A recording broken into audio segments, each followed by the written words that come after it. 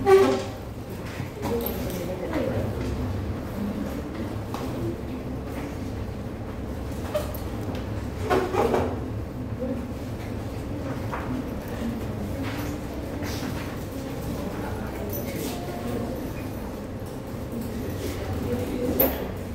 selamat pagi semuanya.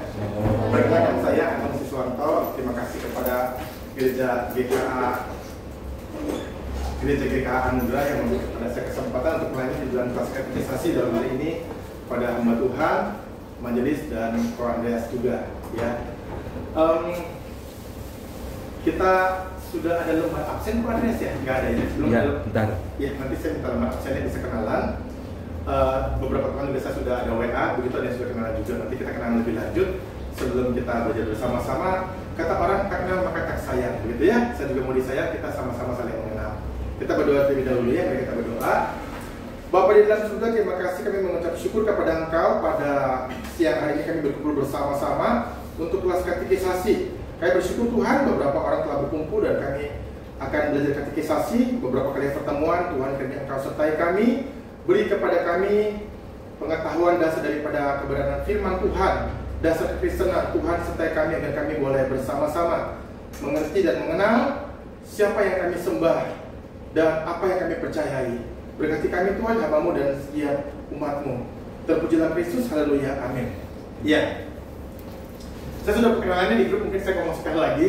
Nama saya Anton Siswanto. Saya pelayanan di Sekolah Istana Bintang Bangsa 10 sebagai seorang guru, dan saya juga sebagai seorang hamba Tuhan di gereja dulu disebutnya Gunung Wilis. Sekarang kami ada sinode namanya Gereja Penggarakan Kristus Anugerah Sukacita Indonesia.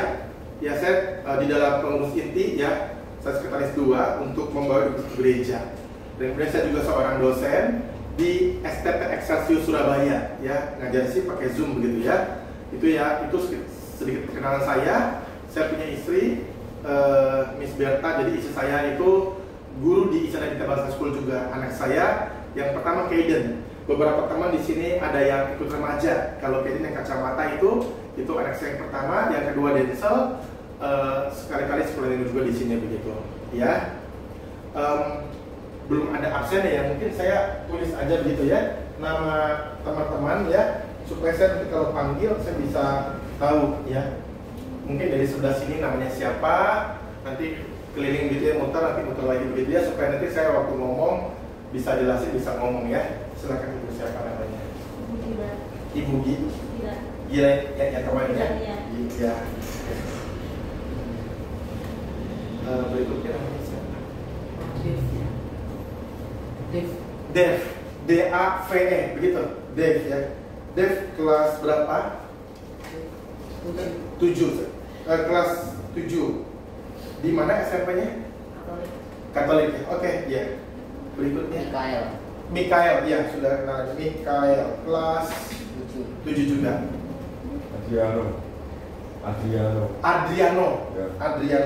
Adriano sudah kerja atau langsung? Oh, tinggi aja ya Ben ya. Iya. Tinggi aja ya. Adriano. 12 di SMA mana? Katolik. Berarti sudah mau lulus, udah mau kuliah ya? Iya. Adriano.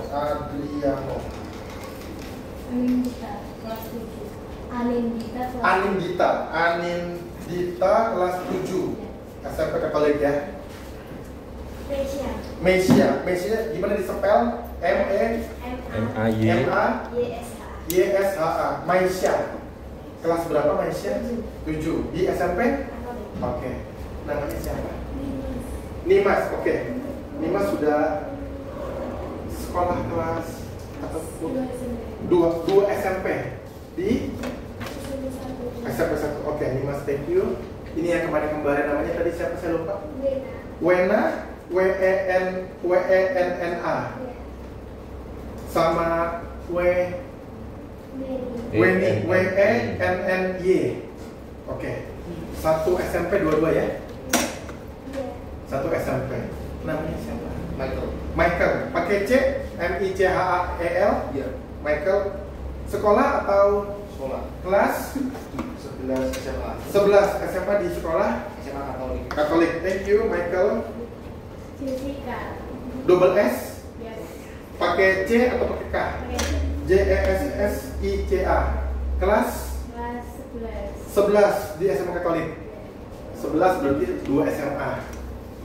Thank you. Leticia. LETICIA. Double C atau satu C? Satu ya. Kelas 8. SMP di Nobel. Oke. Angelina biasa ya. Kelas 8 di SMP Katolik. Oke. Bisa disepel susah nggak? YO VE Victory LA. Kelas di SMP. Thank you. Ya, sudah. Oke. Terima kasih kepada kita sekalian. Nah, Bapak Ibu teman-teman, saya mendengar bahwa ini adalah kelas katekisasi. Pro Andreas mengusulkan untuk maksudnya teman-teman bisa belajar dulu. Nanti ke depan apakah dibaptis atau tidak itu katanya nanti akan teman-teman boleh lihat. Begini, Bapak Ibu teman-teman, saya ingin memberitahu kepada kita sekalian bahwa kelas katekisasi adalah kelas pengajaran dasar semua iman Kristen, doktrin atau dasar yang penting. Doktrin Allah, Alkitab, manusia dan dosa, keselamatan itu adalah fondasi pembelajaran yang dasar, yang awal. Untuk seseorang sebelum dibaptis dulu itu dia harus mengetahui terlebih dahulu. Nah teman-teman, kita akan menyelesaikan dalam 12 bab pelajaran dari buku kita, buku katekisasi, dan kita mencoba untuk 8 kali pertemuan. Pertemuan minimal 1,5 jam. Mungkin ini di awal kita akan adakan, mungkin bisa sampai mungkin sekitar jam 12 atau mungkin ya jam segituan kira-kira teman-teman ya. Jadi mari kita belajar, tenang aja, kita belajar having fun ya. Saya bukan ngajar yang suka kayak guru-guru yang killer kata orang begitu ya. Saya akan lebih bersifat sharing dan enjoy ya. Teman-teman ada dapat roti mau makan silakan, minum silakan, jangan stres begitu ya. Saya lebih senang kalau ngajar itu teman-teman itu lebih aktif, kemudian lebih santai dan jangan terlalu serius banget ya. Kita serius tapi santai ya, tapi santai juga serius ya, jangan juga terlalu santai ya. Nah teman-teman, saya mau mulai dengan satu hal yang penting. Apakah teman-teman sudah menerima Tuhan Yesus sebagai juru selamat? Sudah? Kita itu sebagai orang Kristen diawali dengan yang namanya lahir baru. Sorry Pak Andreas, ini saya gimana cara tulis di sini? Tidak bisa. Oh, pakai tangan lebih bisa. Oh, keren sekali. Jadi kita pertama kali itu sorry. Oh, dari ini dulu ya? Oke. Begini, lu begini. Atau mohon maaf karena ini orang gaptek ya. Jadi kita masih belajar. Ini sepertinya dikasih ke sekolah-sekolah dari program Bapak Prabowo katanya. Stabilo ini ya? Ya. Stabilo. Stabilo boleh. Kemudian tulis ya. Oke, berarti hitam. Hapusnya ini begini ya. Oke. Ya, begitu ya. Ini kan ada beberapa kali ya. Kita jarang ketemu hal seperti ini ya. Di rumah main karet, enggak ya, layangan gitu ya. Nah, kita teman-teman pertama kali kita memulai untuk masuk dalam Kristen, kita mulai dengan yang namanya lahir baru ya. Jadi kita lahir baru itu adalah yang dikasih tahu oleh Alkitab ketika Yesus bicara dengan seorang bernama Nikodemus. Yesus bilang semua orang harus lahir kembali, lahir baru. Oh, apakah terus masuk dalam lahir orang tuaku lagi, lahir lagi? Enggak begitu. Kita lahir 2 kali. Orang yang lahir 2 kali mati 1 kali. Orang yang lahir 1 kali mati 2 kali. Apa maksudnya? Begini. Orang lahir pertama kali lahir dari rahim orang tua, benar ya? Kita semua dari rahim orang tua kita. Saya pernah sedikit ya, teman-teman. Saya itu memang agak susah ini ya, ngomong cepat, jalan cepat, makan cepat ya. Semoga mati jangan cepat-cepat ya. Jadi saya tuh agak cepat, saya pelan sedikit ya. Kita mulai dengan lahir. Lahir pertama kali dari rahim orang tua kita, rahim ibu. Kemudian lahir 2 kali adalah lahir baru, ini yang kedua. Kalau orang terima Tuhan Yesus lahir baru, dia akan mati cuma sekali. Matinya mati jasmani. Mati jasmani. Mati jasmani, ya. Jasmani. Tapi kalau orang lahir sekali dari rahim ibu, lahir dari rahim ibu, dia tidak terima Tuhan Yesus, Alkitab bilang apa? Kalau orang yang terima Tuhan Yesus akan binasa, masuk neraka. Itu kata Alkitab. Jadi Alkitab bilang kalau kita terima Tuhan Yesus, kita akan masuk surga. Kita yang nggak terima Tuhan Yesus sebagai juru selamat, kita akan masuk neraka. Jadi orang yang lahir cuma sekali, dia akan mati 2 kali. Yaitu, ini mungkin begini ya, berarti saya balik kurang bisa. Jadi nggak apa-apa, saya akan kasih tahu bahwa kalau lahirnya cuma 1 kali, dia nggak terima Tuhan Yesus lahir baru, dia mati jasmani, dan yang kedua, dia akan mati secara rohani atau rohnya. Nah, dia mati rohani, mati kedua kali adalah mati di dalam kekekalan, mati dalam neraka. Jadi tadi saya kasih tahu, kalau teman-teman mau salin boleh salin. Kalau lahir 2 kali, mati 1 kali, mati jasmani saja. Nanti dapat tubuh kemuliaan, masuk surga. Amin. Kita akan masuk surga. Tapi kalau lahirnya cuma 1 kali, dia mati 2 kali. Mati jasmani, kita dikubur kalau mati jasmani, lalu mati rohani. Pada waktu akhir zaman, Tuhan Yesus akan datang. Dia akan menghakimi orang yang hidup dan orang yang mati.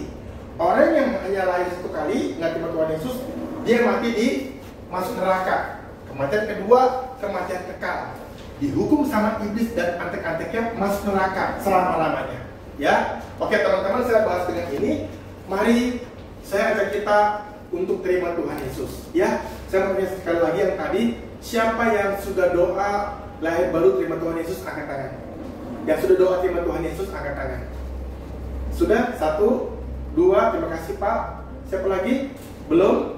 Oke, saya ajak kita doa sama-sama ya.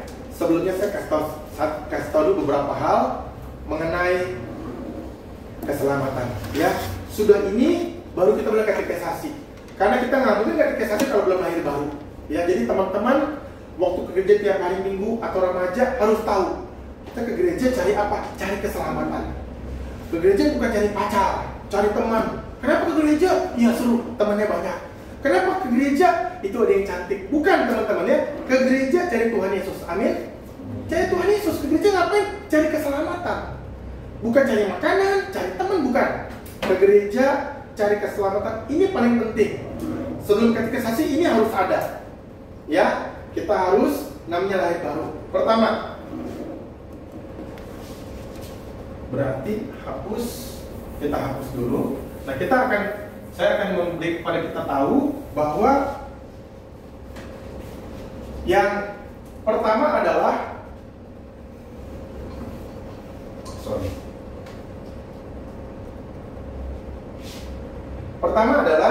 kita harus tahu bahwa manusia berdosa. Ya, manusia, teman-teman boleh salin, manusia berdosa.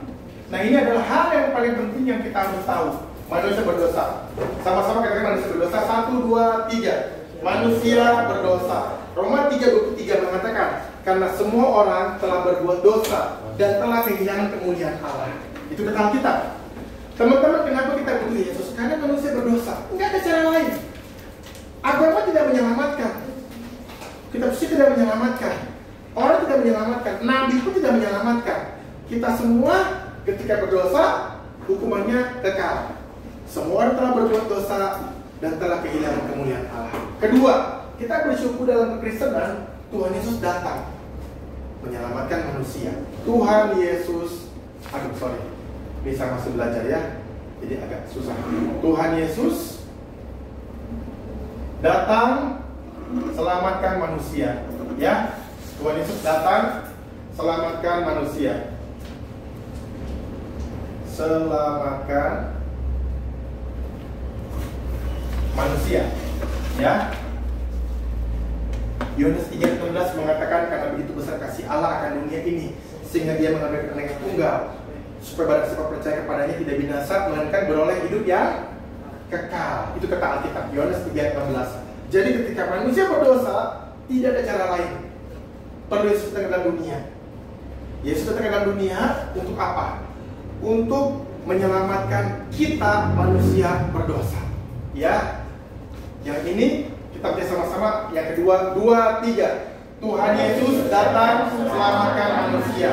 Ketiga, kita perlu menerima Tuhan Yesus. Kita perlu menerima Tuhan Yesus. Saya singkatnya TY ya, Tuhan Yesus sebagai juru selamat. Sebagai juru selamat. Nah, 3 hal ini yang mewakilinya. Kalau kita percaya, kita akan mendapat keselamatan. Ya, saya akan bukakan buat kita Alkitab Roma 6 ayat 23. Ya, teman-teman yang punya Alkitab di HP atau di buku, kita buka Roma 6 ayat 23. Yuk baca sama-sama. Roma 6 ayat 23. Roma 6 ayat 23. 1, 2, 3. Sebab upah dosa ialah maut, tetapi karunia Allah ialah hidup yang kekal dalam Kristus Yesus Tuhan kita. Jadi teman-teman, saya mau kasih tahu kita sekalian, mari kita terima Tuhan Yesus dulu. Sebelum kita katekisasi, nanti akan dibaptis, kita terima dulu lahir baru. Semua orang, kalau yang belum doa terima Tuhan Yesus, kita doa bersama-sama, ikutin saya. Ya, jadi nanti sebelum kita doa, saya kasih tahu dulu, kita manusia berdosa. Karena berdosa, kita akan mendapatkan hukuman kekal. Nanti, kalau mati pasti masuk neraka kalau belum terima Tuhan Yesus. Kenapa? Karena kita berdosa. Berdosa dihukum Tuhan. Teman-teman pernah lihat ya, ada orang merampok masuk penjara. Kenapa? Karena dia merampok, dihukum masuk penjara. Kalau kita manusia berdosa, kita mendapat hukuman neraka. Itu adalah konsekuensi. Tapi Tuhan baik. Tuhan kasih kita keselamatan. Dia datang ke dalam dunia ini. Teman-teman sudah tahu ceritanya. 2000 tahun lalu Tuhan Yesus datang ke dalam dunia. Dia datang, dia berkorban, mati di kayu salib umur 33,5. Ketika dia mati, dia bilang sudah selesai. Maka Yesus mati. Hari ketiga dia bangkit. Dan kemudian dia menampakkan diri dan dia naik ke surga. Dia bilang, semua orang kalau mau selamat harus datang kepada Tuhan Yesus. Maka Yesus berkata Yohanes 14 ayat 6, Akulah jalan dari kebenaran dan hidup. Tidak ada seorang datang kepada Bapa kalau tidak melalui aku. Inilah Yesus. Maka kita sebagai orang berdosa, kalau mau selamat, teman-teman mau selamat, amin. Kalau mau selamat, kita perlu menerima Tuhan Yesus sebagai juru selamat. Oke, mari kita berdoa bersama-sama ya. Teman-teman sudah percaya Yesus, tadi sudah percaya Yesus, kita sekarang doa terima Tuhan Yesus dalam hati kita. Ikutin ya, ikutin saya berdoa bersama-sama sekalimat demi sekalimat. Tuhan Yesus, saya tahu bahwa saya orang berdosa, dan Alkitab katakan setiap orang berdosa akan dihukum masuk ke neraka. Tetapi saya tidak mau dihukum. Tuhan, selamatkan saya. Saya mendengar bahwa Engkau Tuhan Yesus 2000 tahun yang lalu datang ke dalam dunia, mati di kayu salib, menebus kami orang berdosa. Hari ini saya mau menerima Engkau Tuhan Yesus sebagai juru selamat dalam hidup saya. Tuhan Yesus, masuklah dalam hati saya, menjadi Tuhan atas hidup saya. Dan saya mau Tuhan dipimpin Roh Kudus, bertobat, meninggalkan dosa saya, meninggalkan kebiasaan lama saya, dan hidup sesuai dengan kehendak-Mu di dalam Alkitab. Terima kasih Tuhan. Saya percaya waktu saya terima Engkau Tuhan Yesus masuk dalam hati saya, menjadi Tuhan atas hidup saya, dan menyelamatkan saya. Sehingga nanti kalau saya meninggal, saya masuk surga bersama dengan Engkau Tuhan Yesus di dalam kehidupan saya. Terima kasih Tuhan, karena Engkau berkenan menyelamatkan saya. Dan sekarang saya akan belajar katekisasi. Berilah saya kekuatan, kerajinan, kesetiaan. Juga tolong saya membaca firman setiap hari, berdoa setiap hari, ke gereja dengan rajin untuk bertumbuh sebagai orang percaya. Terima kasih Bapak. Di dalam nama Tuhan Yesus, saya telah berdoa. Amin. Ya. Nah teman-teman, saya mau panggil siapa ini? Adriano ya. Yang namanya Adriano ini siapa? Adriano boleh maju ke depan. Ya. Tenang aja. Ya, saya nggak main sulap enggak ya. Jangan khawatir. Nah, teman-teman, saya akan kamu di sini dulu, jadi di sebelah situ silakan. Ya. Nah, teman-teman, saya membuka satu bagian firman Tuhan buat kita sekalian. Tadi kita semua telah menerima Tuhan Yesus sebagai juru selamat, ya. Jadi waktu kita terima Tuhan Yesus sebagai juru selamat, teman-teman, kita semua akan diselamatkan dan kita semua akan mendapatkan hidup yang kekal, ya. Kita akan mendapatkan hidup yang kekal, ya. Di dalam Alkitab dikatakan bahwa waktu kita menerima hidup yang kekal, Tuhan akan memberi kepada kita hidup kekal itu dan Tuhan akan menjamin kita dengan firman-Nya. Kita buka Yohanes 10 ayat 28, ya. Kita buka Yohanes 10 ayat 28. Saya bacakan Yohanes 10 ayat 28.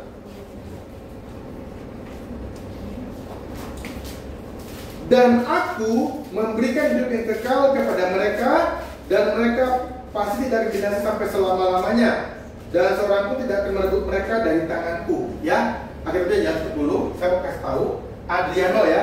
Nah, saya mau salamin Adriano seperti ini. Katakanlah ini adalah tangan Allah. Ini adalah tangan manusia, ya.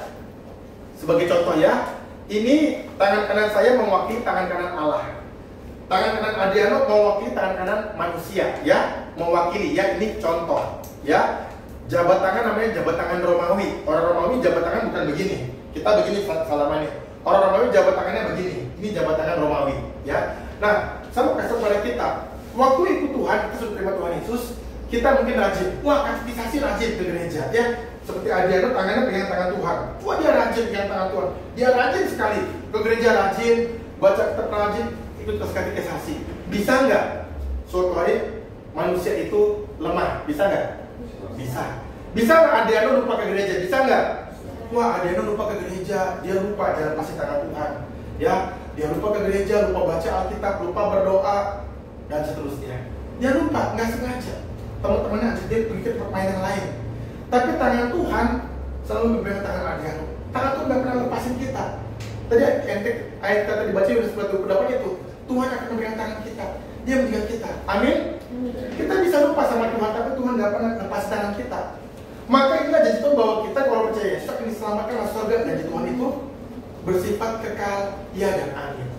Dan nanti Adriano semangat lagi, dia pegang lagi tangan Tuhan. Wah, semangat lagi. Setelah dalam mimpi dia lupa lagi, dia lepas tangan Tuhan. Tapi tangan Tuhan selalu memegang tangan kita sebagai orang percaya. Amin. Terima kasih Adriano, silakan duduk. Jadi teman-teman, Yohanes 10:28 tadi adalah janji Tuhan buat kita. Baik teman-teman, ini ayat ada 3 janjinya. Satu ayat 3 janji. Saya bacakan lagi ya. Dan aku memberikan hidup yang kekal kepada mereka. Aku ini siapa? Siapa? Tuhan Yesus. Ya, yang kasih Tuhan. Kalau yang kasih Papa, bisa nggak Papa batal kasih? Bisa. Papa bilang, Adriano, nanti kalau Adriano lulus, Papa kasih hadiah. Sepeda harganya 3 juta. Wah, Papa makasih. Adriano belajar lagi, lulus. Waktu lulus, papanya kekurangan uang. Adriano, Papa minta maaf. Papa lagi kekurangan uang nih. Papa kan janji sama kamu kasih sepeda. Kamu sudah lulus. Iya Papa. Papa kan kemarin janji bulan lalu. Adriano sudah lulus, Papa nilainya bagus. Papa, tapi bulan ini Papa lagi kurang uang. Papa belum bisa kasih hadiah 3 juta. Wah, Adriano sedih. Wah, Papa ini. Karena Papa itu terbatas. Teman itu terbatas. Om terbatas. Semua orang terbatas. Bisa salah, bisa nggak jadi kasih. Tapi Tuhan Yesus berkata apa? Aku memberikan hidup yang kekal kepada mereka. Kalau Tuhan kasih, bisa nggak Tuhan batal? Nggak bisa. Karena Tuhan berkuasa. Dia sanggup. Waktu dia bilang aku mau ngasih, Tuhan pasti kasih. Tuhan pasti nggak mungkin nggak ngasih. Karena dia berkuasa. Dia maha kuasa. Amin. Dia maha kuasa. Dia punya segala-galanya. Dia punya kok. Dia kalau kasih dia pasti kasih. Nggak mungkin gagal rencana Tuhan. Akhirnya bilang Rancangan Tuhan tidak pernah gagal, kata Alkitab. Ya, itu janji pertama. Janji kedua, dan mereka pasti tidak akan binasa. Tuhan nggak bilang, dan mereka mungkin tidak akan binasa. Nggak bilang mungkin, tapi dibilang pasti tidak akan binasa sampai selama-lamanya. Mereka siapa? Yang percaya itu akan tidak binasa sampai selama-lamanya. Amin. Janji kedua, mereka pasti, bukan ya mereka semoga tidak akan binasa, mereka mungkin tidak akan binasa, bukan, tapi dikatakan pasti. Jaminan Tuhan, Tuhan yang jamin. Bapak Ibu, kalau manusia yang jamin bisa nggak? Gagal, bisa. Tapi Tuhan itu pemilik segala-galanya. Kalau dia jaminkan, dia pasti menepatinya untuk kita. Ketiga, dan seorang pun tidak akan merebut mereka dari tanganku. Janji ketiga, seorang pun iblis, setan, siapa sih tidak merebut kita dari tangan Tuhan. Tadi saya kasih peragaan dengan Adriano pegang tangan Adriano sebagai tangan manusia. Kalau pegang tangan kita, dia nggak lepasin kita sampai selamanya tidak akan binasa. Seorang pun tidak akan merebut mereka dari tanganku. Tangan Tuhan, ya. Kalau tangan manusia bisa terbatas. Tadi kalau salaman misalnya, pegang sama Adriano, pegang 1 jam kuat nggak? Aduh, pegal. 1 hari, apalagi 1 hari bisa kram tangan saya. Tapi tangan Tuhan pegang tangan kita, dia nggak kram, dia nggak pernah capek, karena dia Tuhan.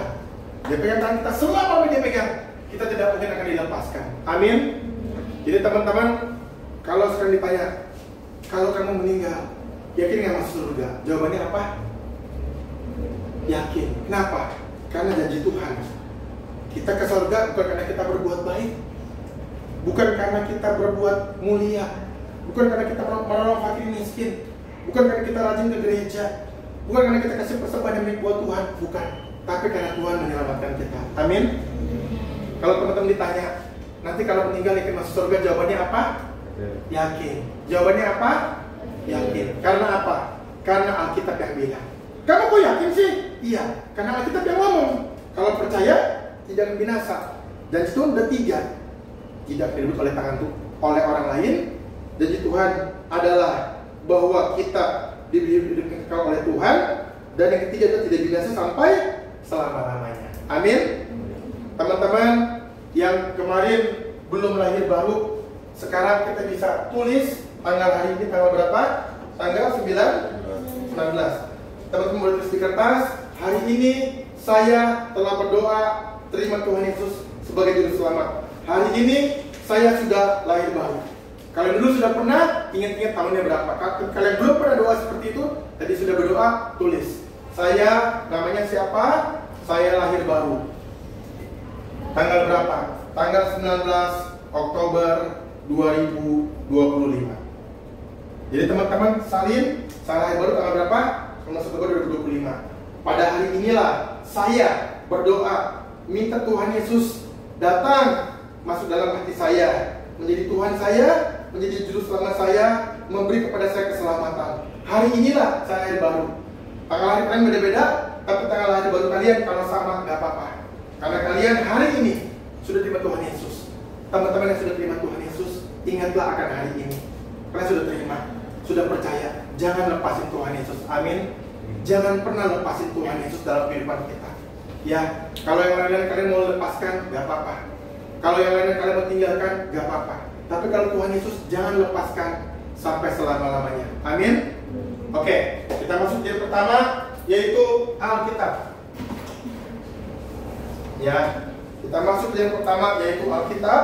Buku kita adalah halaman 1. Ya. Ya. Oke. Teman-teman yang mau ke WC silakan. Yang mau minum air silakan, nggak apa-apa. Yang lapar makan kue, nggak apa-apa. Saya merasa bahwa kita jangan terganggu akan hal-hal seperti itu. Yang penting dengan fokus kepada pembelajaran. Ya, teman-teman, kita akan bertemu selama 8 kali pertemuan kurang lebih. Nanti kita akan atur waktu sampai nanti teman-teman yang sudah siap boleh bukan berkas. Januari minggu kedua kata Koko Andreas akan dibaptis. Ya, teman-teman dikasih tahu oleh Koko Andreas katanya bahwa kita belajar katekisasi dulu. Nanti kalau siap boleh dibaptis, kalau belum siap nggak apa-apa. Tapi teman-teman yang SMP 1, SMP 2 bagus belajar dulu kebenaran firman Tuhan yang mendasar. Ya, teman-teman sebelum mulai sedikit lagi ya, saya cerita. saudara-saudara kita ya, saudara kita yang lain. Teman-teman kalau lihat ya, mereka pengajian seminggu bisa 2 kali, belajar bahasa asli kitab suci mereka. Belajar susah, 2 jam 1 jam, kita mungkin jarang kelas-kelas seperti itu. Person kadang datang, kadang enggak, kadang lupa. Mereka wajib seminggu 2 kali 3 kali belajar bahasa asli kitab suci. Datang ke tempat ibadah, benar nggak? Benar, mereka susah loh. Teman-teman belajar nggak bahasa asli Alkitab? Nggak belajar. Ya, saya belajar, ya, saya belajar. Lasa Anton sebagai hamba Tuhan, seperti itu belajar bahasa asli Alkitab, Ibrani Yunani. Siapa bahkan ngajar bahasa Ibrani sekarang? Ngajar juga secara Zoom. Ada mahasiswa saya sedang ngajar, kurang lebih ada sekitar 12 orang, ya. Mereka mahasiswa di Kupang belajar bahasa Ibrani, tapi kita enggak loh. Nah kalau kita udah seperti ini, teman-teman bersyukur kalau gereja punya kelas seperti ini. Belajar dasar iman Kristen supaya mengerti. Amin. Kita masuk di dalam pelajaran pertama Alkitab. Nah teman-teman kalau misalnya lagi belajar, ya nanti kalau nggak ngerti boleh stop saya. Kayak tadi misalkan saya mau WC angkat tangan. Losa Anton saya nggak ngerti. Tolong jelasin lagi yang seperti ini, nggak apa-apa. Ya, jadi jangan khawatir. Ya, saya sudah divaksin jadi tidak menggigit. Ya, apalagi menularkan penyakit tidak teman-teman ya. Saya bercanda ya, jadi teman-teman jangan gugup. Jadi teman-teman kita belajar harus jangan terlalu stres. Saya selalu punya prinsip seperti itu. Alkitab, ya. 1. Alkitab. Nah, teman-teman, Alkitab itu ada 2 di dalam isi Alkitab, Perjanjian Lama dan Perjanjian Baru. PR ada berapa kitab? PR ada berapa kitab? 37, 39, ya. Perjanjian Baru ada berapa? Berapa? 27. Digabung jadi berapa? Jumlahnya? Berapa? 6, 5, 6, 1, 6, 6, ya, 66. Jadi Alkitab kita, ini dari Perjanjian Lama 39 kitab, Perjanjian Baru 27 kitab. PL, Kejadian, sampai Malaki, Perjanjian Baru, Matius sampai Wahyu. Perjanjian Lama kisahnya ada cerita tentang nabi-nabi, raja-raja. Perjanjian Baru ada cerita tentang para rasul. Dalam Alkitab kita ditulis oleh 40 orang. Alkitab ditulis oleh 40 orang. Ada raja, ada nelayan, ada nabi, ada rasul, dan seterusnya. Ada banyak orang, yaitu 40 orang. Ditulis dalam kurun waktu 1600 tahun. Jadi antara kitab-kitab ini ada yang berapa ribu tahun sebelum Masehi, ditulis, dikumpulin. Jarak penulisan yang pertama sampai yang terakhir kira-kira abad awal Masehi, rentangnya 1600 tahun. Panjang ya teman-teman ya, lama ya. Ini Alkitab ini ditulisin lama sekali, jaraknya 1600 tahun kurang lebih. Ya, teman-teman kalau nulis buku, ada orang nulis buku 1 bulan, ada nulis terbitin, udah sebulan jadi, ada nulis tahun jadi. Ini nulisnya 1600 tahun. Dulu teman-teman Alkitab, kalau teman-teman ke Israel, itu di dalam Alkitab itu nggak kayak sekarang, itu kita pakai kertas. Sekarang enak pakai kertas, cetakan, di print gampang sekali sekarang buku. Zaman dulu teman-teman, orang nulis pakai apa? Kertas papirus. Semacam bambu, itu dikeringkan, digilas, dipres, jadi itu namanya kertas papirus. Kalau teman-teman kayak Israel itu sekali orang pulang bawa kertas papirus, ada lukisan papirus, mahal harganya. Itu kertas papirus itu adalah kertas, lembaran kertas, ditulis pakai tinta atau tulis dengan kulit hewan. Kulit hewan dikeringkan, dia tulis. Papirus ini sekali ditemukan di Laut Mati. Di Israel itu ada Dead Sea Scrolls, ada namanya Laut Mati. Dikumpulkan ini kira-kira abad pertengahan abad 17, ketemu orang-orang ketemu di Qumran, ya, di Israel. Di situ Israel Mesir ketemu di namanya Gua Qumran. Ketemu gulungan ini sudah ada yang baru robek, ada yang sobek-sobek, udah rusak, ada beberapa yang masih tulisan daripada Alkitab. Ya, Perjanjian Lama dalam bahasa Ibrani, Perjanjian Baru dalam bahasa Yunani. Nah teman-teman, saya kasih cerita sedikit sejarah Alkitab. Nah teman-teman, pada zaman dulu itu namanya ada 3 bahasa yang dikenal oleh orang Palestina kuno. Yang pertama adalah bahasa Aram. Yang kedua adalah bahasa Ibrani. Yang ketiga adalah bahasa Yunani. Nah gimana cara kita belajar, cara kita tahu? Begini caranya. Bahasa Ibrani adalah bahasa nasional. Bahasa nasional kita adalah bahasa Indonesia. Nah, ini seperti bahasa Indonesia. Jadi di Israel itu orang pakai bahasa itu bahasa nasional. Kita bahasa Indonesia. Bahasa Yunan, bahasa Arab adalah bahasa daerah. Contoh, bahasa Jawa, bahasa Batak, bahasa Bali itu bahasa daerah. Ya, matur suwun kan itu bahasa Jawa, ini bahasa daerah. Dalam orang Palestina kuno, Yesus pakai bahasa Arab. Arab ini adalah bahasa daerah. Daerah, ya. Ini bahasa nasional. Nah, pada zaman dulu orang Yunani, orang Romawi Yunani, mereka menjajah banyak bangsa. Jadi mereka banyak bangsa, maka bahasa Yunani adalah bahasa internasional. Kalau sekarang bahasa internasional bahasa Inggris. Karena Inggris menjajah banyak bangsa, Inggris menjajah banyak bangsa. Negara-negara di Eropa sana dijajah oleh orang Inggris. Makanya banyak orang bisa berbahasa Inggris. Jadi orang karena banyak berbahasa Inggris di seluruh dunia, orang pakai bahasa Inggris sebagai bahasa internasional. Ya, dulu bahasa internasional bahasa Yunani karena Romawi Yunani itu mengalahkan banyak negeri, banyak bangsa-bangsa dulu. Zaman dulu di Asia Kecil, Eropa dan seterusnya. Orang Yunani. Maka bahasa perjanjian lama adalah bahasa Ibrani, PL.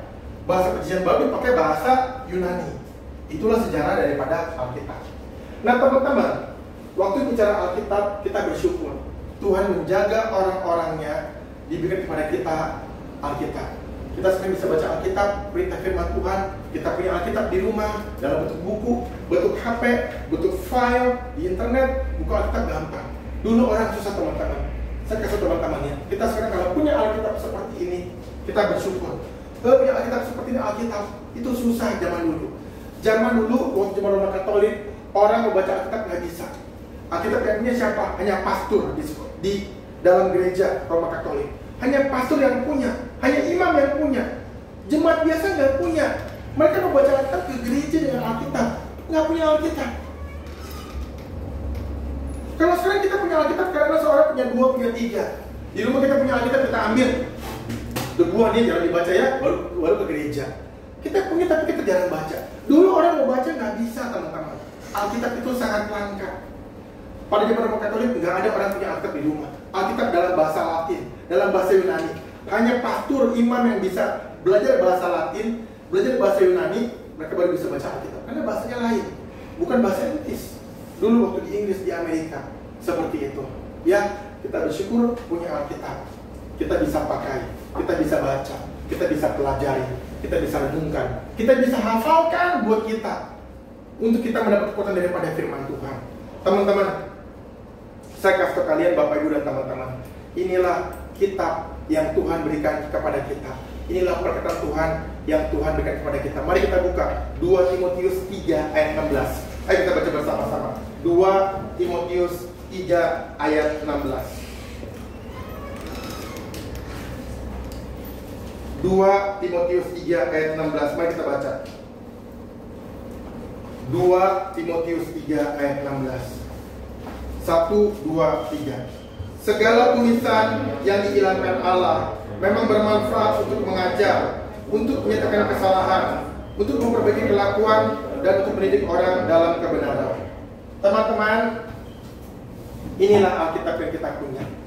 Segala firman yang diilhamkan Allah, bahasa Yunani-nya theopneustos, dihembuskan, dikeluarkan oleh Allah. Artinya apa? Kalau ada orang-orang yang menulis Alkitab, mereka dikasih inspirasi oleh Tuhan. Saya kasih gambar sedikit ya. Saya hapus. Jadi waktu Alkitab ditulis, orang-orang itu gimana nulis? Kita pasti tanya, loh, kan orang biasa.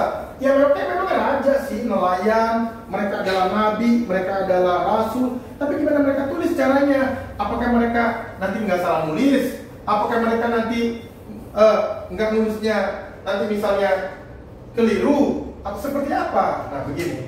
Jadi waktu ada orang, katakanlah ini orang, dia menulis di dalam kitab suci. Ketika dia pegang pulpen, dia tulis. Ya, nah Allah di surga itu memberikan hikmat kepada orang ini. Dia kasih hikmat. Ini mungkin gambar cahaya ya. Ini gambar misalkan Allah. Ya kita nggak gambar Allahnya, tapi dia dikasih hikmat, dikasih pengertian, dikasih hikmat oleh Tuhan. Jadi dia bisa menulis itu karena dia dikasih hikmat. Dia punya kebiasaannya, tentu dia pakai kebiasaannya. Rasul Paulus orang pintar, murid Profesor Gamaliel, pintar, dia pintar. Banyak, misalnya Alkitabnya itu dia tulis, waktu dia tulis surat Paulus kepada jemaat di Galatia, di Efesus, banyak hal penting yang bikin bingung. Kan dia orang pintar, Tuhan pakai. Tapi Tuhan juga pakai Markus, ya, seorang nelayan. Dia juga pakai orang biasa, bahasa biasa, bahasa orang rakyat yang mungkin sekolahnya nggak tinggi. Tuhan juga pakai. Dengan apa? Dengan dihembuskan oleh Tuhan. Segala firman yang diilhamkan Allah, Theopneustos, dihembuskan oleh Tuhan, dikeluarkan oleh Tuhan. Tuhan kasih manusia yang bisa Alkitab ini, dikasih hikmat, dikasih kepintaran, dikasih bijaksana, dikasih akal budi.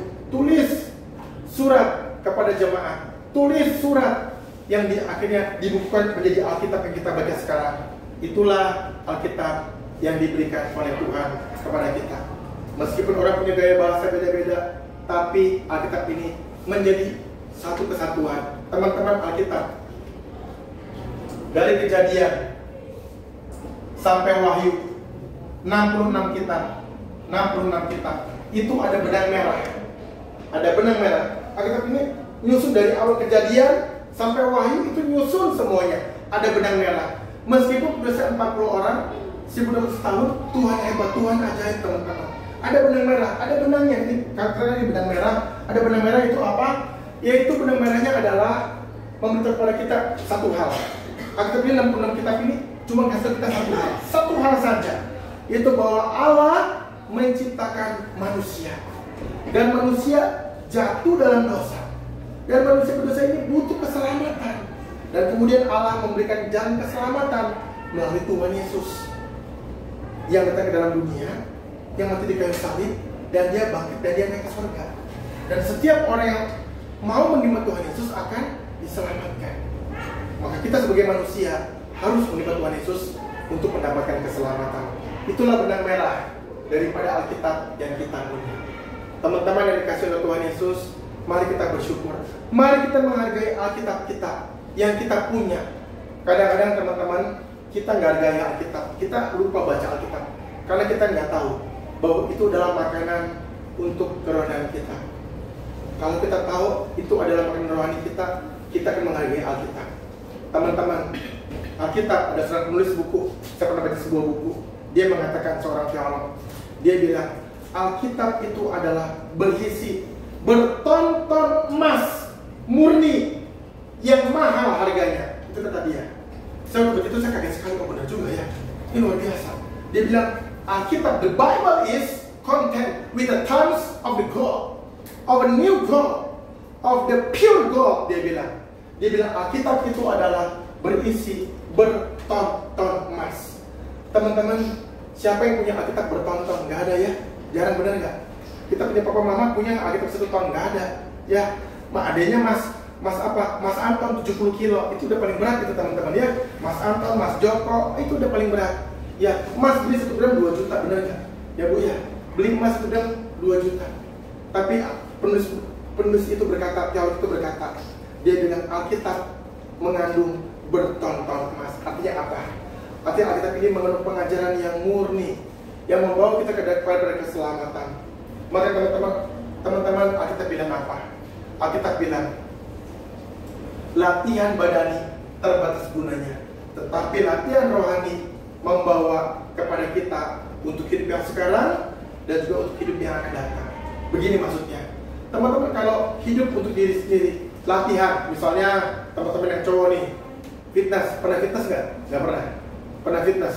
Sorry, siapa namanya saya lupa. Michael pernah fitness nggak? Angkat barbel. Adiana pernah fitness? Pernah ya? Kenapa orang fitness? Supaya badannya kekar, benar ya? Kalau cowok-cowok senang, oh ya badannya bagus ya. Latihan olahraga fitness. Waktu fitness gimana? Waktu tambah kuat, benar nggak?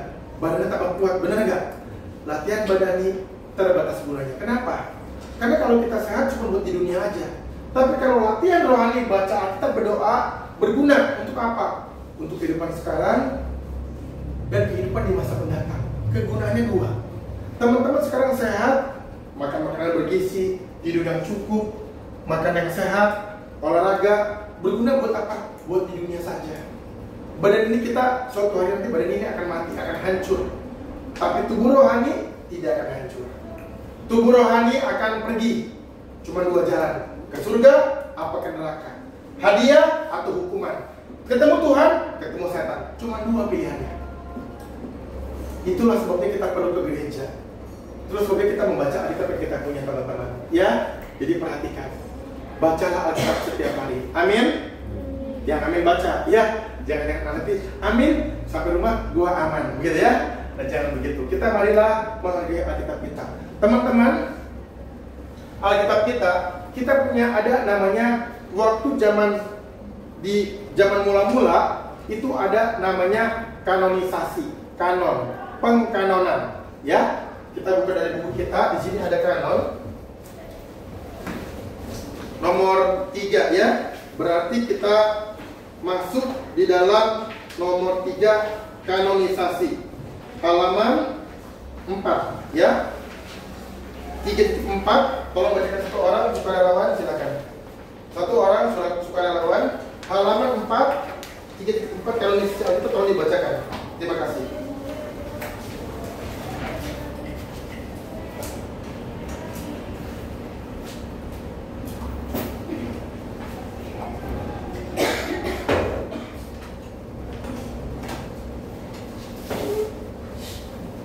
Silakan, satu orang sukarelawan, siapa? Ada yang mau bacakan atau saya tunjuk? Sukarelawan 3.4. Ibu boleh baca ya. Terima kasih. Oh, anak muda saja. Oke. Ya. Siapa? Kamu namanya siapa? Sorry. Kamu siapa, Pak? Jessica. Jessica tolong bacakan 3.4 ya.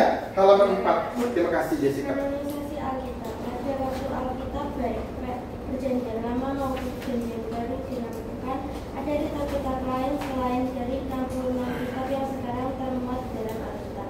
Proses penentuan kitab-kitab yang diterima sebagai firman Allah melalui konsili-konsili pada 3.2 disebut sebagai kanonisasi. Istilah kanon berasal dari bahasa Ibrani yang berarti penggaris atau ukuran. Secara aktif, kanon berarti standar. Tetapi secara pasif pengertiannya adalah penerimaan gereja terhadap sebuah kitab sebagai firman Allah. Jadi kanon Alkitab adalah kitab-kitab yang mencapai standar yang diterima sebagai firman Allah. Iya, terima kasih Jessica, terima kasih. Nah teman-teman, kalau kita baca tadi Alkitab, tadi kan saya bilang bahwa itu Alkitab itu adalah ditulis secara lengkap itu sampai tahun kurang lebih 400 sebelum Masehi. Untuk sebelum Masehi halaman 3 ya, jadi 2. Penyatuan Alkitab itu PLPB konsili tempatnya sama pada tahun 419 Anno Domini. Berarti 419 Masehi ya. Nah, jadi teman-teman, kalau kita lihat di sini di dalam halaman 3, Alkitab itu sudah disatukan, itu kurang lebih 400 before Christ itu sebelum Masehi.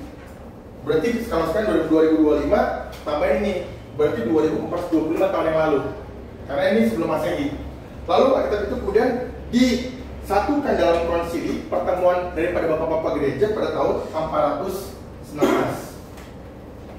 Ya, 419 berarti sekarang 2025. Dikurangi aja ini berarti sebelum setahun lalu kira-kira ya, sebelum setahun lalu dikumpulkan namanya kanonisasi atau distandarkan. Jadi teman-teman, itu Alkitab itu mereka tuh susah, nggak gampang, bertahun-tahun ngumpulinnya. Jangan kita pikir Alkitab ini gampang ini bikinnya, susah loh teman-teman. Mereka perlu cari kitab Markus, apakah ini Alkitab? Mereka perlu doakan sama Tuhan, apakah ini Alkitab? Kitab Matius, kitab Lukas, kitab Yohanes, banyak. Ada Injil Maria, Injil Thomas, Injil Yudas, banyak. Kalau teman-teman di internet ada Injil Maria, Injil Yudas. Dulu pernah beberapa tahun lalu ada cerita tentang Injil Yudas. Jadi teman-teman bahwa ada Injil Yudas, sini Injil juga bukan Yudas di sini, bukan ya. Kalau di sini kan Yudas Tadeus, itu Yudas yang lain. Banyak. Ada banyak tulisan-tulisan itu dikumpulkan dulu. Yang mana ini? Yang mana yang Alkitab? Mereka doa dulu. 419 Masehi mereka kumpul bersama-sama bapak-bapak gereja. Orang-orang yang ahli teolog itu kumpul bersama-sama, rapat, sidang di Vatikan. Mereka kumpul bersama-sama. Lalu mereka menemukan ada 66 kitab. 66 kitab ini adalah Alkitab. Ya, Injil Thomas bukan, Injil Maria bukan, Injil yang lain bukan. Tapi hanya ini saja yang dalam kitab suci ini. Ya, 66 kitab inilah yang menjadi Alkitab yang diterima sampai hari ini. Nah teman-teman, orang Katolik menambahkan 13 kitab. Maka tadi kita sebutnya adalah kanon, ya. Kanon itu adalah, kita sudah baca ya, kanon itu adalah standar, ya. Kita melihat di dalam tadi kita itu adalah penggaris atau ukuran atau standar, ya. Jadi teman-teman ini ada kanon. Yang pertama adalah 66 kitab. Saya tambah sedikit supaya kita semua tahu. Kalau teman-teman lihat orang Katolik, Alkitabnya itu di tengah-tengah ada Deuterokanonika. Ya, sebetulnya kalau saya punya di rumah tapi saya nggak bawa. Ini antara PL sama PB. Ini kan PL, PB. Kalau kita kan langsung udah PL, PB. Mereka nggak ada. Mereka lebih, bukan nggak ada. Ini PL, ini PB. Di tengah-tengah ada lagi 13 kitab. Benar ya? Oh, pernah lihat Jessica ya? Pernah lihat? Iya betul. Itu namanya adalah Deuterokanonika. Ya, jadi namanya Deuterokanonika. Deutero adalah yang kedua, Kanonika adalah kanonisasi. Jadi kanonisasi yang kedua, orang Katolik percaya bahwa ada 13 kitab yang juga itu adalah firman Tuhan. Mereka percaya, mereka baca, mereka ngerti firman Tuhan. Kitab Protestan bilang tidak, itu bukan Alkitab. Kenapa? Karena banyak cerita, ada naga, ada bel, ada dewa, ada apa, itu bukan Alkitab. Memang itu juga adalah catatan sejarah, tapi kita nggak percaya itu Alkitab. Deuterokanonikanya ada 13 kitab, ya. Nanti ada namanya kitab Tobit, Yudit, Makabe 1, Makabe 2, Kebijaksanaan Salomo, dan seterusnya. Ada beberapa tambahan. Itu yang mereka, saya pernah baca ini, dulu pernah kuliah, belajar ini satu semester satu mata kuliah. Belajar tentang studi intertestamental. Itu adalah studi tentang antar perjanjian. Karena ada PL, ada PB, ada tengah-tengahnya itu antar perjanjian. Jadi teman-teman, waktu kita bicara Alkitab, PL dan PB ini prosesnya panjang teman-teman. Dari PL ke PB itu ada 4 tahun. Jadi sebelum Tuhan lahir itu ada masa namanya intertestamental. Jadi dari PL, Alkitab PL ke PB ada rentang.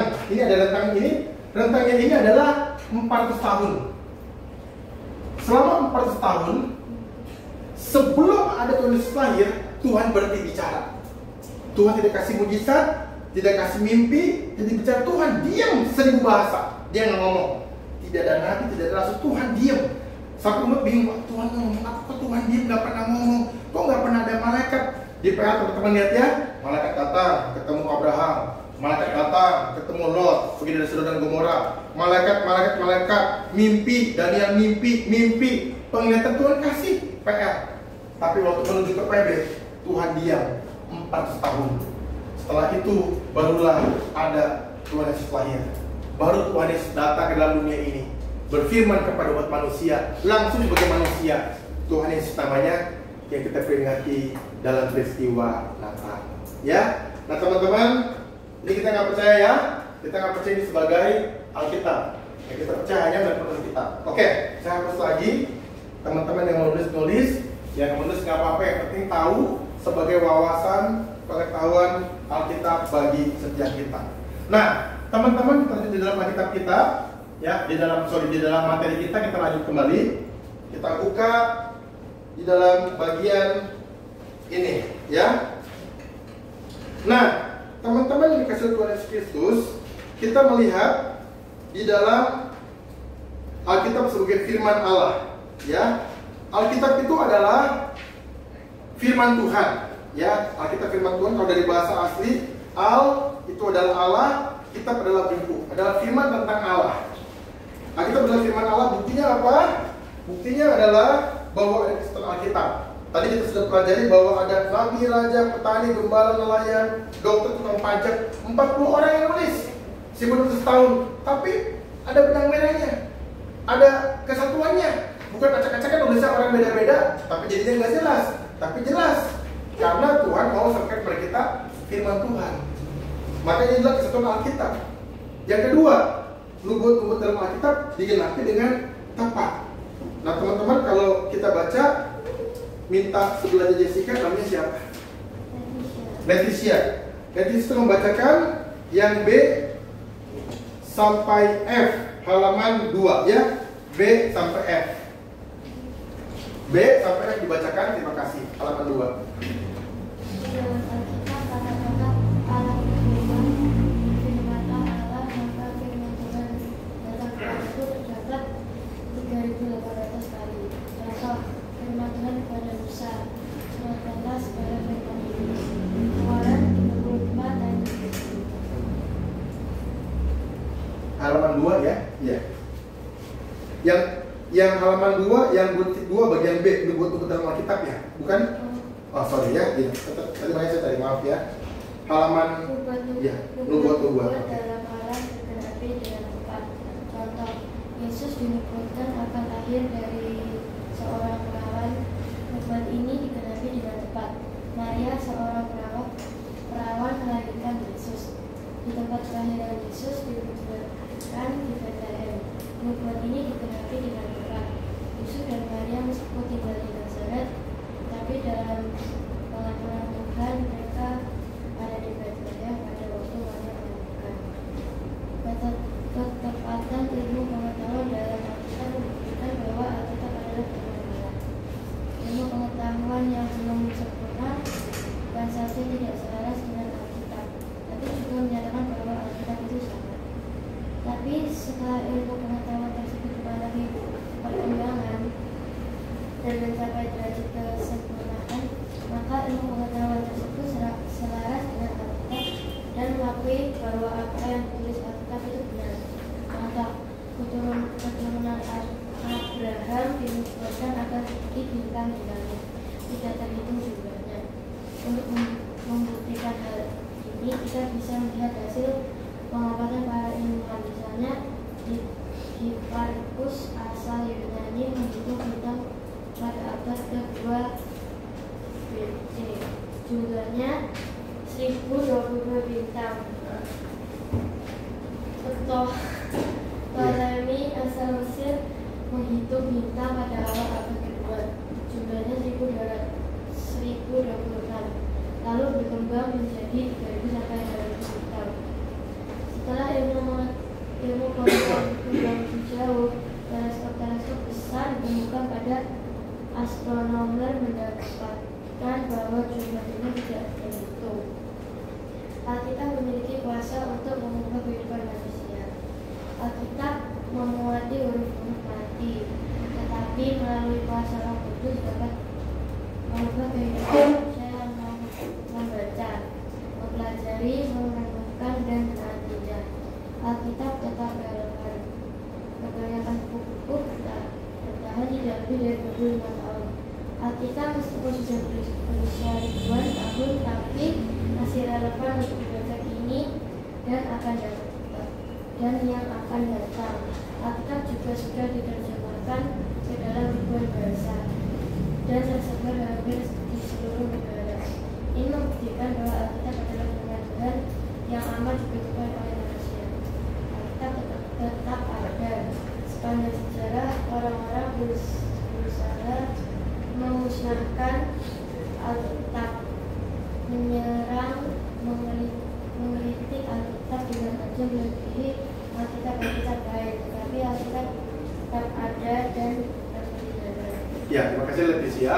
Nah, teman-teman perhatikan Alkitab yang kita pelajari. Nah, yang pertama adalah tadi kita sudah tahu sistem Alkitab. Yang kedua, nubuat dalam Alkitab tergenapi. Nah, teman-teman, waktu dikatakan Yesaya itu ribuan tahun sebelumnya. Jadi dibilangnya nanti akan datang Tuhan Yesus lahir dari seorang perawan. Itu berapa ribu tahun sebelumnya Yesaya sudah bilang. Ya, teman-teman kalau lihat. Jadi Yesaya bilang waktu itu Yesus akan lahir dari perawan. Yesus lahir dari perawan. Ya kan? Itu sudah ngomong 2000 tahun yang lalu. Lalu ada lagi berbagai, misalnya di kitab Mika, Nabi Mika. Nanti Yesus lahir di Bethlehem. Lalu ada lagi Yesus akan nanti disalib, tulangnya tidak akan dipatahkan. Banyak itu, ada beberapa nubuat banyak sekali mengenai Tuhan Yesus, kisah hidupnya, bagaimana dia akan mati dan seterusnya. Ditulis beberapa ribu tahun sebelumnya, ditulis dalam Yesaya, di dalam kitab Mika, kitab-kitab yang lainnya, Daniel dan seterusnya menyebutkan Tuhan Yesus.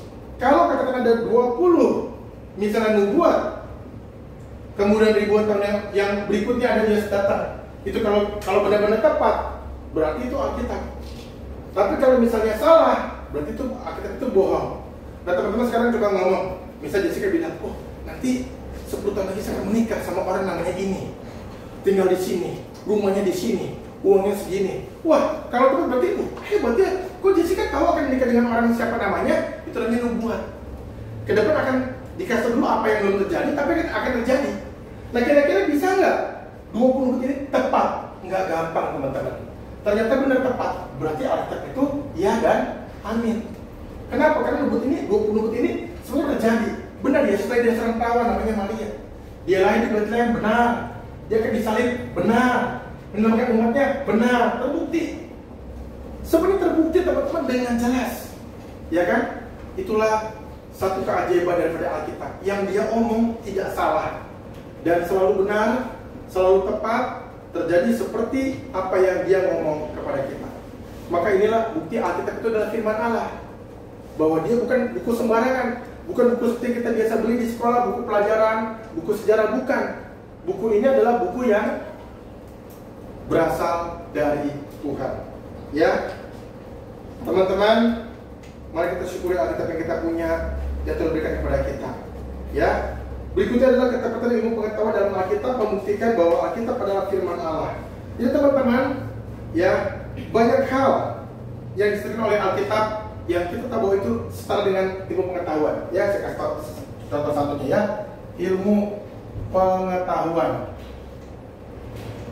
Misalnya Alkitab pernah bilang ada bulatan bumi. Nah itu adalah bumi itu bulat. Dulu kan kita waktu pernah belajar sejarah kan ada juga orang yang bilang, ya saya lupa kalau saya siapa namanya Kopernikus atau siapa, bumi itu datar. Bumi itu datar, begini buminya. Datar, jadi orang di sini nanti kalau kepikir ada jurang bisa jatuh. Kata orang bumi itu datar. Dulu kata ilmuwan. Oh bukan, salah. Akhirnya ada yang menemukan, saya lupa pakai Galileo atau siapa, dia bilang bumi itu bulat. Jadi kalau kita jalan ke sini, jalan terus, kembali lagi ke sini, akan muter terus, jalan lagi akan ketemu. Bukan seperti ini. Seperti kalau jeruk dibelah dua, gitu kan? Atau misalnya apel dibagi dua, jalan ke pinggir, jatuh ke jurang, mati. Bukan. Bumi itu bulat. Alkitab kan bilang ada bulatan bumi, ya. Jadi Alkitab dengan ilmu pengetahuan sebanding, selaras. Alkitab dengan ilmu pengetahuan, ya.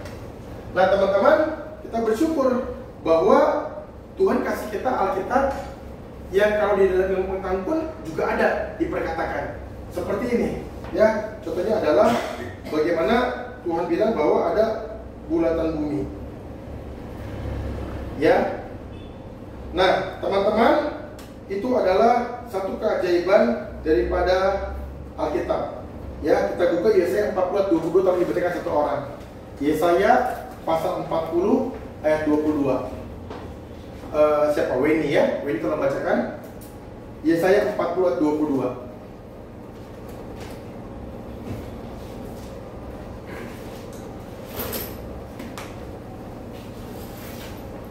Yesaya 40 ayat 22. Dia yang bertata di atas bulatan bumi, yang penduduknya seperti belalang. Dia yang membentangkan langit seperti kain dan memasangnya seperti kemah kediaman. Terima kasih. Bulatan bumi, Alkitab sudah bilang, bumi itu bulat. Udah ribuan tahun yang lalu. Tapi orang ketika menemukan, ini mungkin abad ke-12, abad ke-13, orang, para ilmuwan, abad ke-16, Galileo baru bilang, bumi itu bulat. Dia baru tahu. Alkitab sudah bilang jauh-jauh sebelumnya. Maka Alkitab ini tepat dengan ilmu pengetahuan yang bagian C. Halaman 3, contohnya Abraham dikatakan bintang di langit. Itu ada Hipparchus asal Yunani menghitung bintang pada abad kedua sebelum Masehi dan seterusnya, ada 1000 bintang, 1026 bintang. Itu adalah ilmu pengetahuan. Tapi juga sejalan dengan Alkitab. Yang D, Alkitab memiliki kuasa untuk mengubah kehidupan manusia. Teman-teman, kita bersyukur Alkitab bisa mengubah orang. Banyak orang di dalam dunia ini, mereka berbuat salah. Mereka, kalau ada, kita pernah dengar ada bapak-bapak, dia merokok, udah merokok, dia ngapain? Dia berjudi, dia pukul istrinya, hidupnya nggak benar, nggak beres. Suatu hari ketika dia diajak ke gereja, dia pertama nggak mau. Akhirnya temannya bilang, ayo pergi dong kok, ayo pergi kok. Ya udah, pergi. Sampai di gereja, pendeta khotbah. Roh Kudus berkata hati dia, aduh dia hancur hatinya. Aduh saya salah ya, saya sama bapak yang gak benar, jahat sama istri, saya adalah orang yang suka merokok, suka menipu, kerja nggak beres, saya suka main judi. Dia nangis. Ketika kita bilang, mau bertobat, maju ke depan, dia maju ke depan. Udah maju ke depan, dia bertobat. Sampai rumah dia berubah, dia mau dibaptis. Kelas kasih dia ikut. Terus pendeta bilang, kamu harus bertobat ya. Baik, Pak Pendeta. Akhirnya dia baca Alkitab. Setelah baca Alkitab dia berubah. Istri bilang, kok berubah kamu? Kayak kerasukan apa kamu? Enggak, saya ke gereja, saya baca Alkitab. Alkitab yang mengubah saya. Mamanya nangis, mamanya terharu. Papanya, suaminya bilang begini, mulai sekarang papa tidak mau judi lagi. Mereka akhirnya berdoa bersama-sama. Bukankah ada cita-cita seperti itu teman-teman? Cita-cita yang mengatakan bahwa Alkitab mengubah orang, mengubah banyak orang, mengubah hidup orang. Kenapa? Karena Alkitab adalah hidup. Amin teman-teman. Alkitab itu hidup. Alkitab bukan buku mati, bukan benda mati. Alkitab berkuasa mengubah orang. Alkitab berkuasa mengubah orang yang nggak baik menjadi orang yang baik. Ya. Berikutnya adalah Alkitab tetap relevan. Teman-teman, sepanjang sejarah manusia hanya Alkitab yang dibaca, dicetak oleh ribuan, ratusan ribu orang, jutaan, puluhan juta, dan bahkan miliaran orang di seluruh dunia. Teman-teman boleh cek di dalam Google. Buku apa yang masuk Guinness Book of Records terbanyak dicetak di seluruh dunia? Cari di Google, pasti teman-teman ketemu Bible. Alkitab adalah yang masuk di dalam The Guinness Book of World Record, adalah buku yang paling banyak dicetak di sepanjang sejarah umat manusia. Enggak ada lagi yang lain. Kalian boleh cek ya. Saya pernah dengar cerita tentang Rick Warren, seorang pertama Rick Warren, dia bikin buku berjudul The Purpose Driven Life. Dicetak 30 juta buku. Dia bilang, dalam Alkitab, saya buku nomor 2 yang paling banyak dicetak di seluruh dunia. Diterjemahkan dalam ratusan bahasa buku saya. Buku pertama yang paling banyak dicetak adalah Bible atau Alkitab, di dalam ribuan bahasa. Buku yang paling banyak dicetak di seluruh dunia. Nggak ada lagi buku lain, nggak ada lagi kitab lain, nggak ada lagi, cuma Alkitab.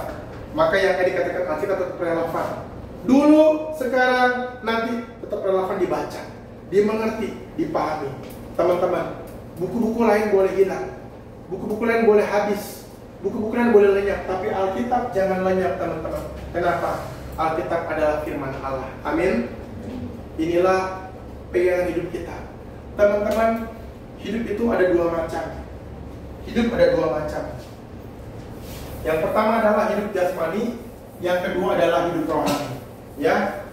Tetapi kadang-kadang kita selalu praktekkan hidup jasmani saja, teman-teman. Kadang-kadang kita hanya pikir yang jasmani saja. Kenapa? Yang jasmani itu gampang sekali kita rasakan, benar nggak? Contoh, kita manusia, kita nggak makan. Teman-teman siapa di sini yang belum makan dari pagi? Udah makan semua ya? Udah makan? Belum makan? Belum dari pagi nggak sempet ya? Rotinya dimakan. Nah, kita kalau nggak makan, kita langsung ada alarm, benar nggak? Perut ngomong lapar. Saya juga lapar sekarang. Teman-teman sabar sebentar lagi beres ya. Nah, jadi kalau kita nggak makan, kita lapar, alarm, lapar. Kita makan, kita beli nasi ya, nasi pecel kita beli, kita makan. Karena waktu kita nggak makan, lapar, nggak minum, haus. Itulah tubuh jasmani. Tapi tubuh rohani, kadang-kadang kita nggak sadar.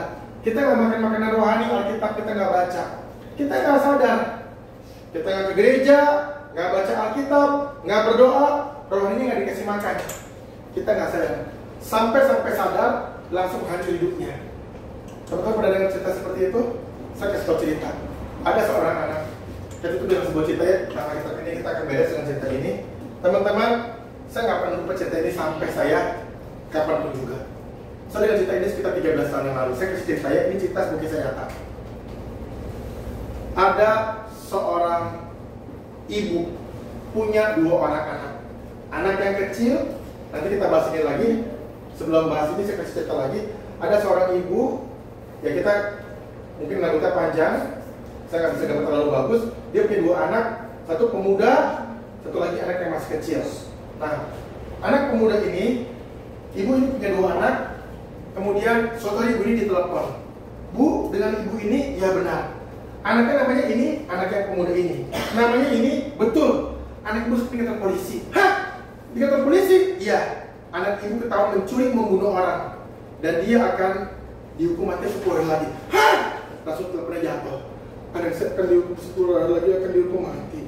Dia sedih. Waktu sebelum teleponnya jatuh dia bilang begini, ibu punya waktu 10 hari lagi, ibu datang ke polisi di alamat ini, ketemu anak ibu yang terakhir kalinya. Sebelum anak ibu ditembak dihukum mati. Karena anak ibu merampok dan membunuh orang. Teleponnya jatuh. Dia nangis, dia takut, dia takut. Anak saya cuma 2, kakak yang besar, adik yang kecil, dua-duanya laki-laki. Tuhan, kenapa harus mati anakku Tuhan? Anakku harus mati, aku masih, mamanya masih hidup, anakku harus mati. 10 hari lagi kita kata polisi. Kata polisi, ada lapangan. Anak ini sudah ada tiang, diikat, dia akan ditembak. Ini ada orang, beberapa orang bawa senjata, tinggal nembak. Ada 5 orang, 1 peluru ada isi, 4 lagi nggak ada isi. Biasa gitu ya, 4 nggak ada isi, 1 ada isi. Kita bersama-sama biar nanti orang yang nggak tahu siapa yang nembak. 5 orang sudah siap. Ibunya datang. Lalu ada beberapa polisi di sini. Ibu silakan ketemu dengan anak ibu. Datang ke anak ibu, datang. Nangis, anakku kamu harus mati. Datang. Ibu ini datang. Ibu ini meluk anaknya. Anakku, aku meluk kamu yang terakhir kalinya sebelum kamu ditembak mati. Aku sayang sama kamu anakku. Dia peluk. Waktu dia peluk, anaknya ngapain? Anaknya gigit telinga mamanya, gigit. Digigit. Aduh, sakit sekali kata mamanya. Kenapa kamu digigit, putus telinga mamanya. Mamanya berdarah. Mamanya, kenapa? Aduh, sakit anakku. Kenapa kamu gigit telinga mama? Sakit. Udah digigit, putus, telinganya jatuh. Anaknya bilang begini, Mama, dengar. Aduh, sakit sekali anakku. Kenapa kamu gigit telinga mama? Mama dengar sekarang. Mama nggak pernah didik saya. Saya bandel, mama biarkan. Saya malas, mama abaikan. Saya nggak sekolah, mama tinggalkan saya.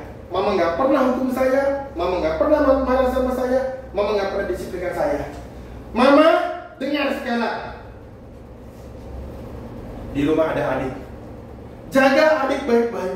Iya bro, aduh sakit, aduh telinga mama. Telinga mama sakit sekali. Mama dengar. Di rumah ada adik satu yang masih kecil. Tolong disiplinkan adik di rumah. Jangan seperti saya, mama abaikan, mama nggak pernah ngurus saya, mama nggak pernah hukum saya. Mama, jangan seperti saya yang sekarang menjadi orang nakal, bunuh orang, rampok uang. Saya harus mati, mama masih hidup, saya harus mati sekarang. Iya anakku, maafin mama anakku, mama telah memajikan kamu anakku. Maafin mama ya, mama sakit telinganya. Maafin mama. Mamanya nangis. Kemudian mamanya pergi melangkah keluar. Setelah keluar dari lapangan, ditembak. Siap, tembak. 1, 2, 3, dong. Mati. Anaknya mati. Dia pulang. Telinganya berdarah. Teman-teman, dari cerita ini saya mau kasih satu hal. Waktu kita manusia rohani, kita lupa ke gereja, kita lupa baca Alkitab, kita lupa berdoa, rohani kita kelaparan, kita kurus kering. Kalau kita kurus sekali, akhirnya apa? Kita nggak sadar kalau kita jahat, kita nggak sadar kalau kita nakal, kita nggak sadar. Teman-teman kalian yang ke gereja itu nggak sadar. Main ke gereja yuk, nggak mau. Ke gereja, ngapain ke gereja? Di rumah main HP, sama teman, online, media sosial, Facebook, Instagram. Ngapain ke gereja? Kayak orang suci nggak usah. Sampai mereka nakal, mereka nggak sadar, tahu-tahu seperti ini. Tahu-tahu nakal, mencuri, merampok, baru sadar kalau sudah masuk penjara. Iya ya, kok sekarang saya di penjara, saya nakal, saya nggak sadar. Inilah orang yang tidak pernah membangun diri secara rohani. Mamanya pun tidak ajarin dia harus ke gereja. Dia sampai akhirnya tahu-tahu sudah hukuman mati. Kalau orang jasmani lapar, langsung alarm, lapar, ambil makan. Rohani, waktu kurus kering, kadang-kadang kita nggak sadar. Mungkin ada teman-teman yang sadar, bersyukur ada teman-teman bilang, Leticia, kamu kok lagi ke gereja sih? Oh iya ya, makasih ya. Kalau ada orang seperti itu kalian bersyukur. Kalau ada orang bilang sama kalian, Wena, kamu sudah lama ke gereja lo? Oh iya, saya sudah lupa. Ke gereja yuk minggu ini yuk. Kalau ada orang kayak gitu, bersyukur. Kalau ada orang yang bilang, Weni, kamu belum baca Alkitab? Iya, pokok makasih, saya akan baca di rumah. Bersyukur. Karena rohani ini, kadang-kadang kita nggak sadar. Kita kering secara rohani, kita nggak sadar. Karena tidak ada alarmnya. Rohani yang nggak baca Alkitab, tidak ada alarmnya. Sampai ada alarmnya apa? Sampai hidupnya hancur, sampai hidupnya rusak, baru ada alarmnya. Teman-teman, Alkitab diberi kepada kita untuk kita baca, untuk kita renungkan, menjadi pedoman bagi hidup kita. Maka pemazmur berkata, firman-Mu adalah pelita bagi langkahku dan terang bagi jalanku. Teman-teman, jangan lupa setiap hari baca Alkitab. Amin. Itu membantu kita bisa maju, kita bisa juga gemuk sehat secara rohani. Orang yang sehat secara rohani akan kuat menghadapi kehidupan, menghadapi pelajaran, menghadapi masa depan, menghadapi semua masalah. Dia akan kuat. Kenapa? Alkitab memberi kepada kita kekuatan. Teman-teman, banyak kalau habis baca Alkitab, kita merasa Tuhan menolong kita, membimbing kita. Kita nggak salah jalan, kita nggak salah langkah, hidup kita nggak akan hancur. Kalau orang jasmaninya sehat, dia kuat, bisa kerja, bisa aktivitas, badannya sehat, nggak sakit. Tapi kalau orang baca Alkitab setiap hari, rohaninya akan tumbuh, hidupnya akan menjadi berkat bagi kemuliaan nama Tuhan. Amin. Mari kita berdoa.